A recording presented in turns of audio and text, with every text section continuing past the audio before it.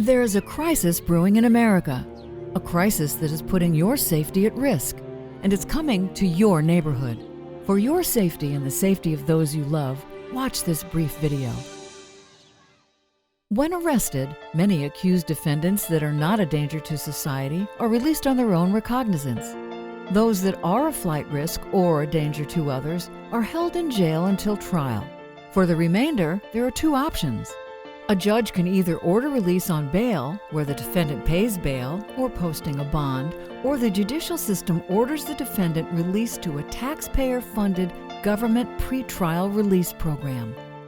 If a judge orders the defendant to post bail, the accused or a loved one can either post the entire amount or, in most states, utilize the services of a surety bail agent. A surety bail agent is licensed through the state like any other insurance agent. The surety bail agent will typically charge a premium of 10% of the amount of the bond.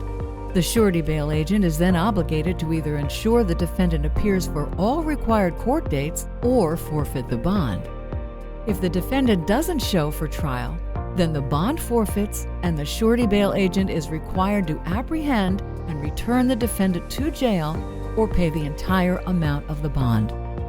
Surety bail works extremely well because the surety bail agent has tremendous incentive to ensure the defendant successfully attends all court dates and shows up for trial. Surety agents also engage loved ones for a collaborative effort to ensure the success of the defendant. There is no taxpayer cost associated with surety bail. Court failure to appear rates for surety bail are about 8 to 10%. However, after recovery efforts to apprehend the defendant, the failure rates net to about 3%.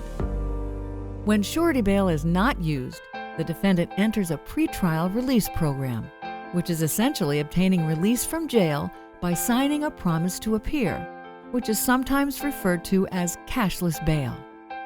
When a defendant fails to appear for trial, pretrial service employees will designate the defendant as a fugitive, impose a fine for failure to appear, a warrant is then issued for their arrest, and the entire process just moves to the next defendant.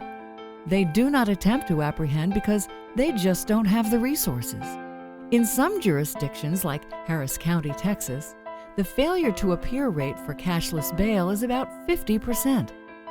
A report from the Philadelphia Inquirer a few years ago found the city of Philadelphia was owed over $1 billion by defendants released on cashless bail who failed to appear for trial.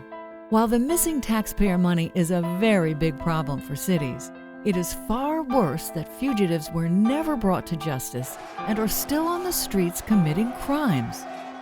New York, Alaska, and most recently Utah all passed so-called bail reform, laws to eliminate or severely reduce the use of surety bail.